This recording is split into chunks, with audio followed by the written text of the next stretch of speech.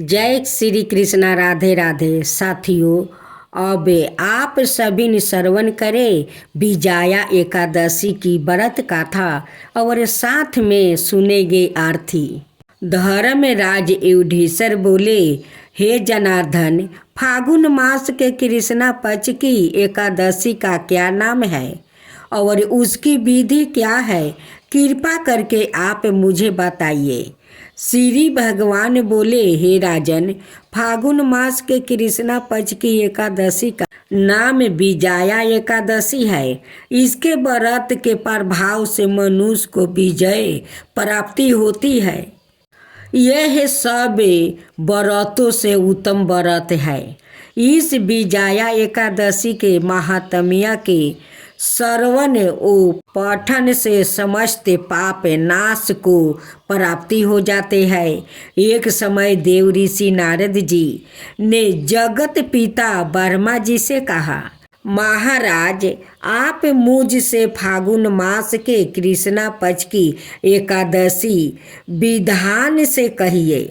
ब्रह्मा जी कहने लगे कि हे नारद, विजया एकादशी का व्रत पुरानों और नए पापों को नाश करने वाला है। इस विजया एकादशी की विधि मैंने आज तक किसी से भी नहीं कही। यह समस्त मनुष्यों को विजय प्रदान करती है। त्रेता योग में मर्यादा पुरुषोत्तम श्री रामचंद्र जी को जब 14 बरस का वनवास हो गया था, तब वो श्री लक्ष्मण और सीता जी सहित पंचवटी में निवास करने लगे। वहाँ पर दुष्ट रावण ने जब सीता जी का हरण किया, तब इस समाचार से श्री रामचंद्र जी और लक्ष्मण अत्यंत व्याकुल हुआ और सीता जी की खोज में चल दिया।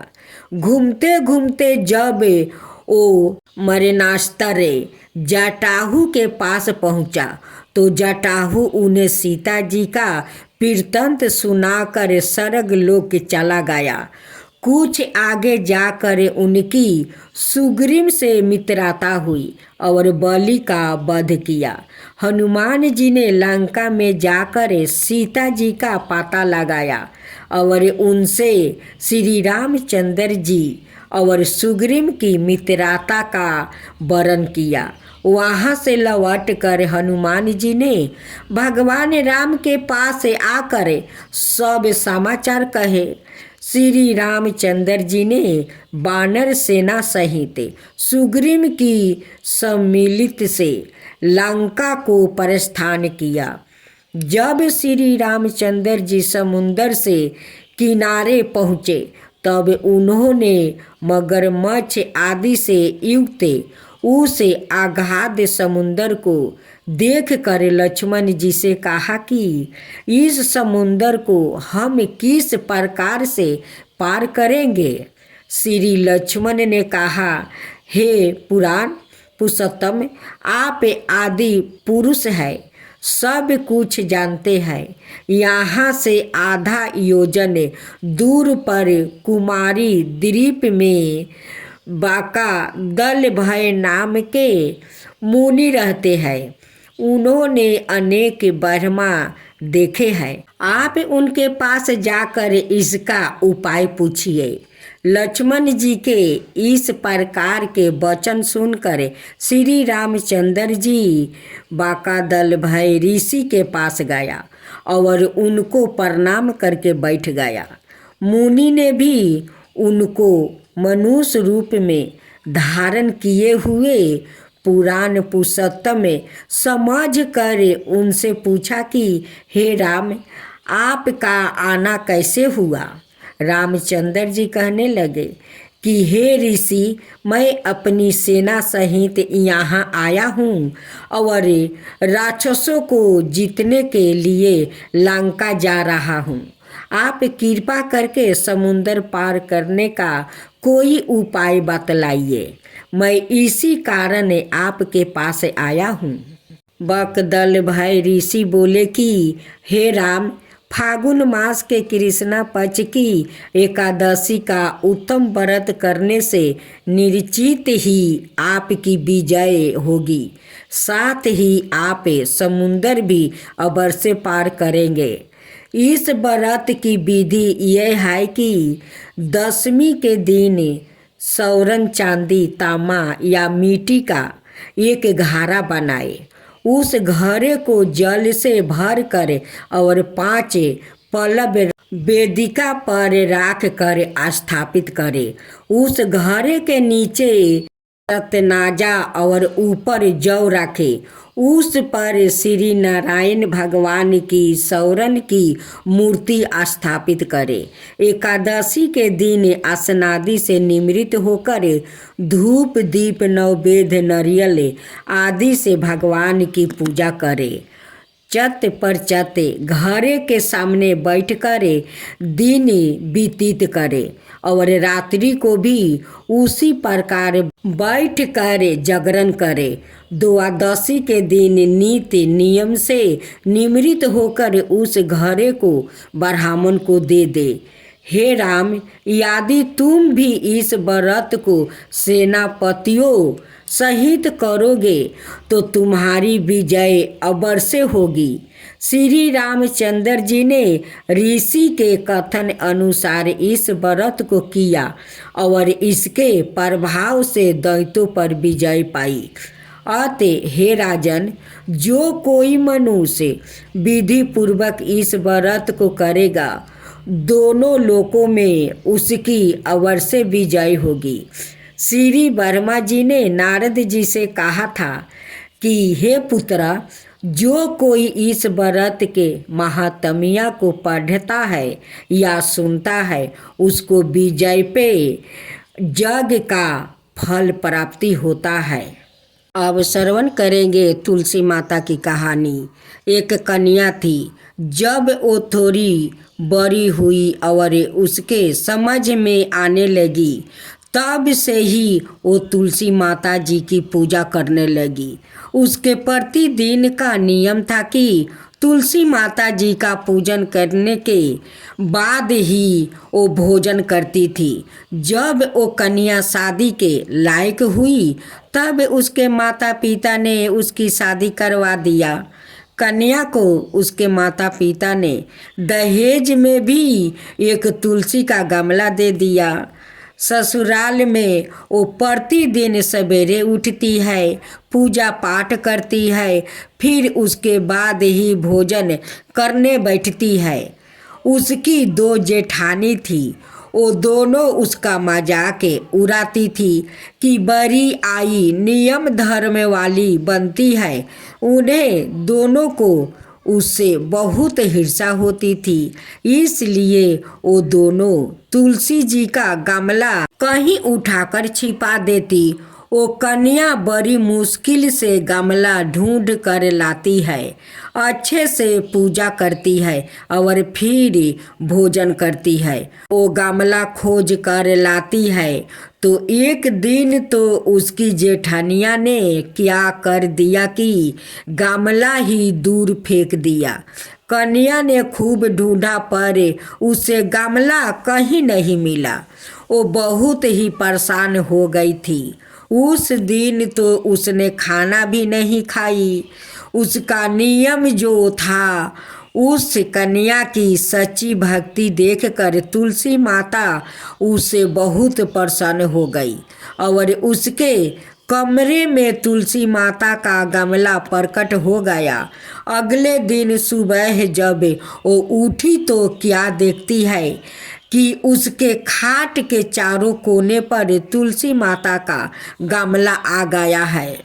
यह देखकर वो तो बहुत प्रसन्न हो गई कि अब मेरी तुलसी माता को कोई चुरा नहीं सकेगा। पूजा करने के लिए भी कहीं और जाना नहीं पड़ेगा और कोई मेरी तुलसी माता को फेंक भी नहीं सकेगा। वो तो जल्दी से उठकर स्नान करती है और तुलसी माता की पूजा कर लेती है। जब वो खाना खाने बैठती तो उसकी जेठानियाँ मजाक करने लगी कि लो देवरानी का नियम धर्म पूरा हो गया। उससे पूछती है कि तुलसी जी की पूजा कर ली क्या? देवरानी धीरे से बोलती है हाँ कर लिया। जेठानिया बोलती है कहाँ से कर लिया? पूजा का गमला तो फेंक दिया था। देवरानी कहती है कि देख लो मेरे कमरे में खाट पर तुलसी जी लग रही है। जेठानिया बहुत शर्मिंदा हुई और बोली कि देवरानी तेरी भक्ति सच्ची है रे, हमने तुझे बहुत परेशान कर रखा है, हमें माफ़ कर दे देवरानी, हमें माफ़ कर दे। उन्होंने जेठानी को माफ़ कर दिया। इस कथा को आप जरूर सुनिएगा। एक गांव में एक परिवार था। उस परिवार में 2 बेटे 2 बहू और सास ससुर थे और एक ननद भी थी जिसकी शादी बहुत पहले हो गया था। वो अपना ससुराल में रहती थी। सास ससुर अपने दोनों बेटा और बहू को एक साथ रखती थी। कभी संसार में झगड़ा नहीं होने देती और नहीं देवरानी जेठानी में वो ईर्ष्या होता था। देवरानी बहुत श्रद्धालु थी और धार्मिक भी थी।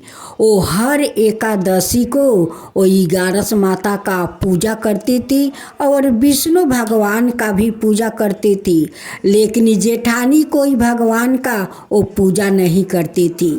फिर भी सास ससुर अपनी बड़ी बहू को कभी नहीं कहती थी कि तुम क्यों नहीं पूजा पाठ करती हो। वो दोनों को एक साथ रखती थी और नहीं देवरानी कुछ कहती थी। वो अपना जेठानी से बहुत प्यार करती थी। ऐसा खुशी खुशी से वो लोग का संसार चल रहा था। देखते देखते कुछ दिन बीत गया। एक दिन उनकी ससुर को मियाज खराब हो गया। मियाज खराब होने के कारण वो बिछौना पर पड़े एक दिन दम तोड़ देते हैं। सभी बेटे बहू मिलकर अपना ससुर को सत्कार करते हैं। ससुर का गुजर जाने के बाद सासू माँ भी अपना पति के शोक में उनकी भी तबीयत खराब हो जाता है। वो भी कुछ दिन बिछना में पड़े वो भी दम तोड़ देती है। उन्हें भी बेटा बहू मिलकर वो सत्कार करते हैं। अब उस संसार में 2 बेटे 2 बहू रह गए। उन्हें बच्चे भी थे लेकिन छोटी बहू का कोई अभी तक संतान नहीं हुआ था। वो दोनों संसार में वो काम करती थी, अच्छे से संसार चलाती थी। लेकिन ना जाने उस संसार में कैसे एक दिन वो बिखरा पड़ गया। कलह शुरू हो गया। जब देवर जी बाहर से आते थे तभी जेठानी देवर से वो ताना सुनाती थी कि क्या महारानी वो पूजे पाठ करती रहेगी, संसार में काम नहीं करेगी। वो देवरानी कहती है कि जेठानी जी मैं तो सारा दिन काम करती हूँ, आप अपने देवर से झूठ क्यों बोल रही है? देवरानी जी कहती है कि देखिए जेठानी जी आप कोई काम मत कीजिए, मैं सारा काम कर लूँगी। आप अपना बच्चे के साथ बैठे रहिए, मैं सारा संसार के काम कर लूँगी। देवरानी अच्छे से बोलती थी और वो सच बोलती थी। लेकिन जेठानी क्या समझती थी कि वो देवरानी मुझे ताना मार रही है। लेकिन देवरानी ताना नहीं मारती, वो सच बोलती थी कि जेठानी जी आप अपना बच्चों को संभालिए, मैं संसार के काम कर लेती हूँ। एक दिन देवर की अपना भाभी को बात अच्छा नहीं लगा।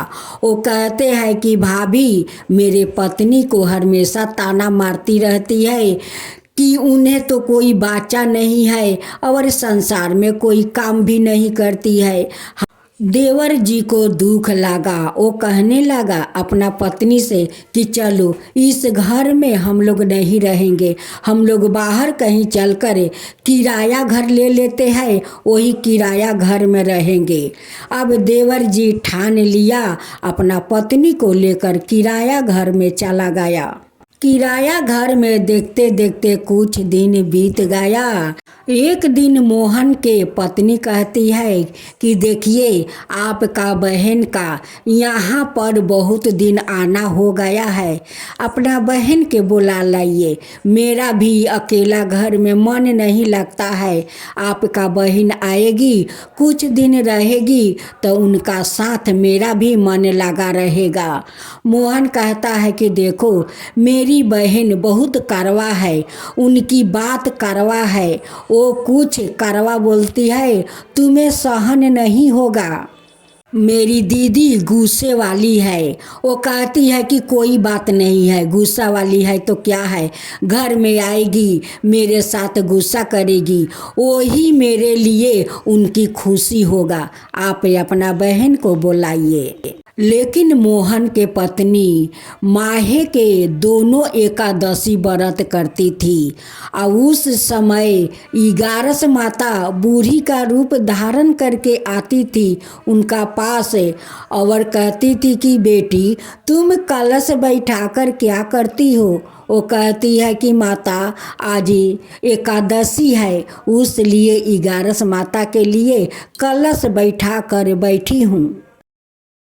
मोहन के पत्नी 11 माता से पूछती है कि माता आप हर एकादशी के दिन आती है, कृष्ण पक्ष में भी आती है, शुक्ला पक्ष में भी आती है, आप कहाँ रहती है माता कि इस दिन आप आ जाती है, आपका नाम क्या है माता, आप कहाँ रहती है माता।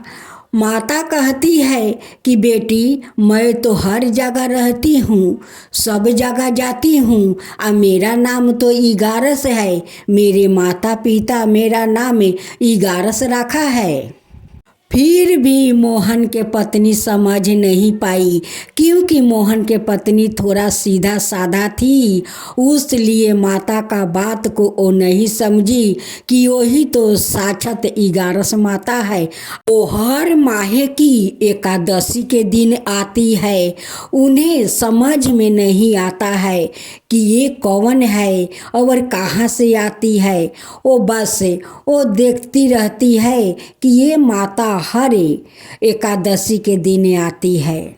मोहन घर आते हैं और कहते हैं कि देखो तुम कहती हो ना कि अपना दीदी को बुलाओ, दीदी के बुलाओ, आज मेरी दीदी का फ़ोन आ ही गया, वो आती है।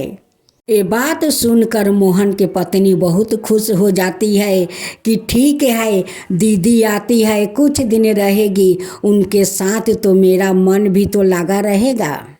दीदी मुझे स्टेशन पर बुला रही है, मैं जा रहा हूँ दीदी को आने, तुम संभल कर रहना दीदी से, ओ दीदी तुम्हें बहुत बात सुनाएगी, तुम्हें सहना पड़ेगा।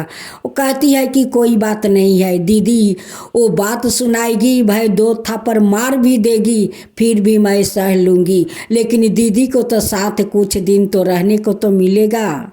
मोहन जाता है अपना दीदी को लाने स्टेशन पर। दीदी उतर कर आती है, कहती है कि यारे मोहन इतना देर क्यों किया, इतना देर से तू आ रहा है, मैं कब से गाड़ी से उतर कर तेरा राह देख रही हूँ, तू अभी आता है, घर में क्या करता था। जब मोहन के दीदी आती है, कहती है कि ये तो मेरा माता पिता का घर नहीं है, घर कैसे बदल गया। मोहन कहता है कि नहीं दीदी, ये हमारा घर नहीं है, ये किराया वाला घर है, हम लोग किराया घर में रहते हैं। उनकी दीदी कहती है कि तुम किराया घर में रहते हो तो बड़ी बहू और बड़े भाई कहाँ रहते हैं, तो अपना घर में रहते हैं। उनकी दीदी कहती है कि अपना घर छोड़कर तुम किराया घर में क्यों रहता है। मोहन कहता है कि दीदी वो सब बात छोड़ो, चलो नाश्ता पानी करो। कहती है कि तेरा पत्नी कहाँ है, कहते हैं कि वो घर के अंदर है, वो नाश्ता पानी बना रही है। वो कहती है कि मैं जब तक बड़ी बहू और बड़ी भाई नहीं आएंगे तब तक मैं नाश्ता नहीं करूँगी। तुम जाओ वो दोनों को बुला कर लाओ। देवरानी कहती है कि दीदी मैं जाती हूँ, जेठानी और जेठ जी को बुला कर मैं लाती हूँ। देवरानी जेठानी का घर जाती है, कहती है कि जेठानी जी दीदी आई है, हम सब को वो एक साथ देखना चाहती है, आपको बुलाने मैं आई हूँ, चलिए। अब बड़ी भाभी कहती है कि हाँ हाँ चलो चलो चलो, नहीं तो वो बड़ी गुस्से वाली है, वो हम पर गुस्सा हो जाएगी। बड़ी भाभी आती है, अपना बड़ी ननद को पैर छू कर वो प्रणाम करती है, कहती है कि ठीक है, चलो हम सब एक साथ मिल कर वो नाश्ता पानी करेंगे। जेठानी देवरानी मिल कर वो नाश्ता पानी लाते हैं और सब मिल जुल कर एक साथ नाश्ता पानी करते हैं।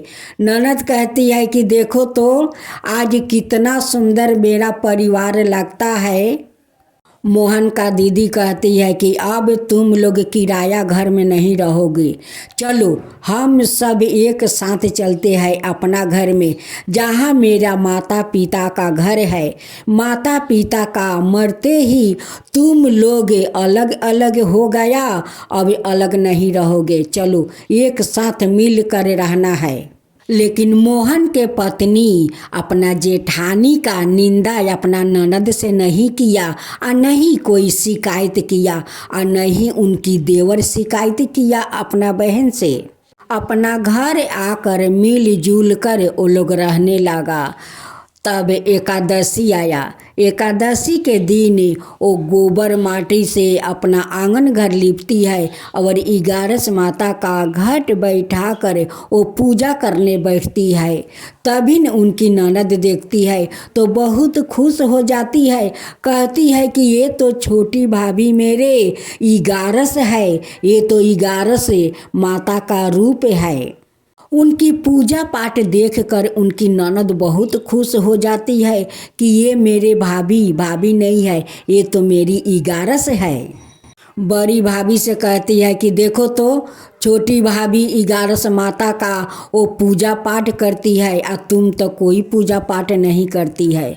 वो कहती है कि नहीं दीदी नहीं, अब देवरानी के साथ मैं भी 11 माता का व्रत करूंगी और उपवास करूंगी दीदी, अब मैं भी करूंगी। ननद दोनों परिवार को इकट्ठा कर कर वो चली गई अपना घर। आ जेठानी देवरानी दोनों मिल कर एक साथ रहने लगी और हर एकादशी का वो व्रत करने लगी, उपवास करने लगी। जब ले किराया घर में वो मोहन के पत्नी थी, जब जब एकादशी करती थी तब 11 माता आकर उन्हें दर्शन देती थी। लेकिन मोहन के पत्नी कभी समझ नहीं पाई कि ये साक्षात 11 माता मुझे दर्शन देती है, मुझे देखने आती है। 11 माता अपना बेटी मानती थी, वो अपना बेटी को देखने आती है। कहते हैं ना कि श्रद्धा भक्ति से अगर जो भी व्रत करो वो भगवान जरूर अपना भक्त को देखने आ ही जाते हैं।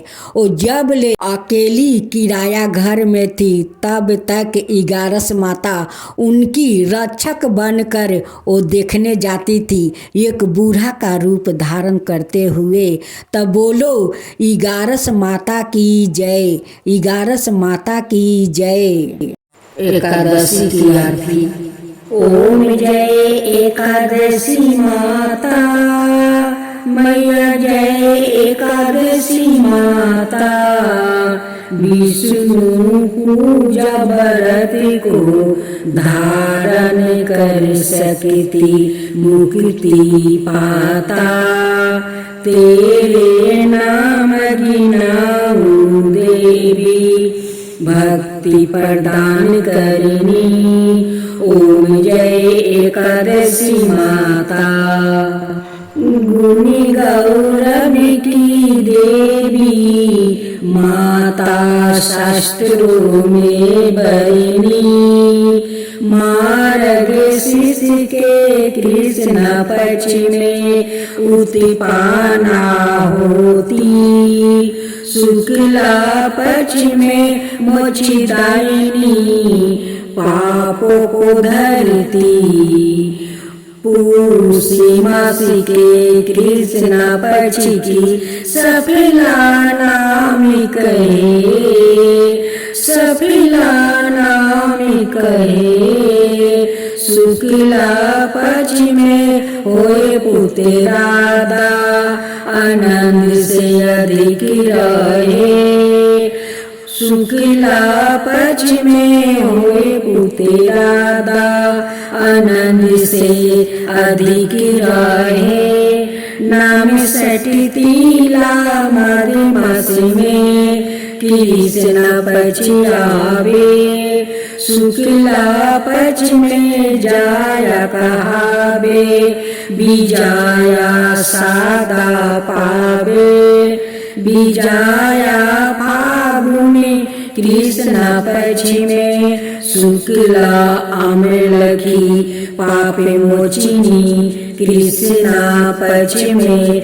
चैत्र मासे बलि की, चैत्र शुक्ला पक्ष में नामी कदमा धन देने वाली।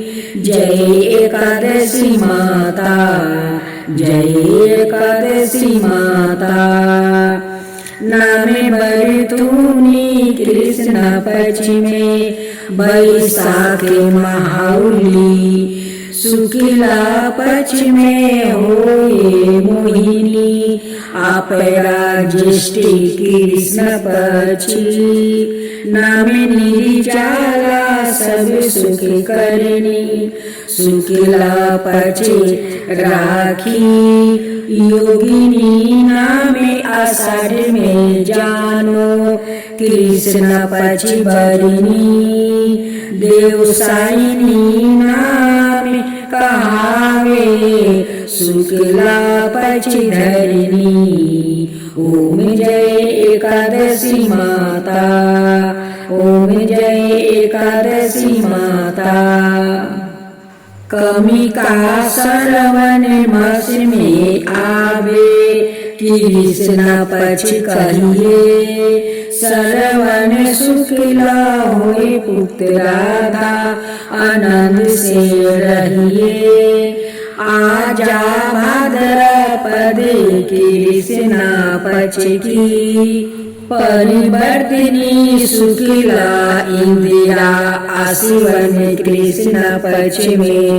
भरत से भाव सागर निकला, पापे कुंसा है शुक्ला पक्ष में। पापी हारन हारी, रामा मासी कार्तिक में आवे, सुखदायक भरी। देवतानी शुक्ल पक्ष की, दुख नाशक मैया।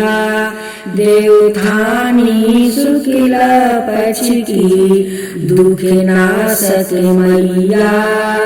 लोधी मास की करो मिनती, पार करो नैया।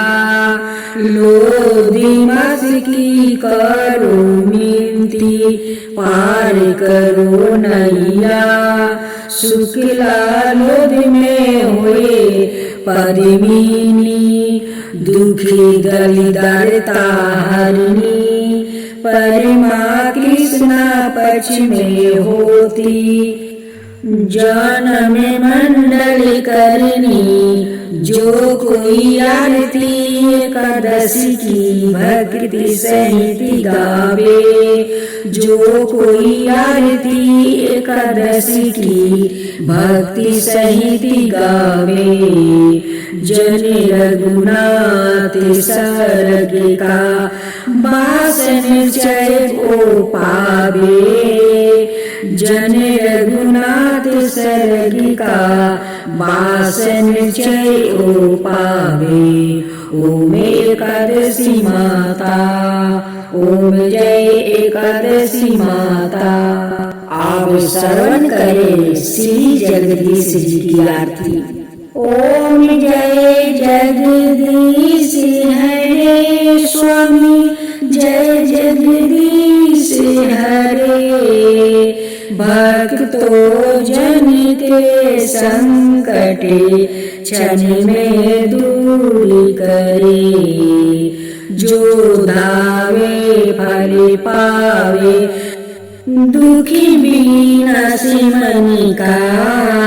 सुखी संपत्ति घर आवे, कष्ट मिटे तन का। माता पिता तुम्हें मेरे शरण कहूँ किसी की, तुम बिना और न दूजा आस करूं जिसकी। तुम पुराण परमात्मा तुम्हें अंतर्यामी, पारे ब्रह्म परमेश्वरे तुम सबके स्वामी। तुम्हें करुणा के सागर तुम्हें पालन करता, मैं मूर्ख खल कमी कृपा करो भक्तों। तुम हो एक गोचर सबके प्राणपति, किसी विधि नीलु दयामा तुमको मैं कुमिति। दीन बंधु दुखी हरता तुम ठाकुर मेरे, अपने हाथ उठाओ द्वारे पार तेरे। अपने हाथ उठाओ द्वारे पार तेरे। विषय विकार मिटाओ पाप हरो देवा, श्रद्धा भक्ति बढ़ाओ संतन की सेवा। श्रद्धा भक्ति बढ़ाओ संतन की सेवा। ओम जय जगदीश हरे, ओम जय जगदीश हरे।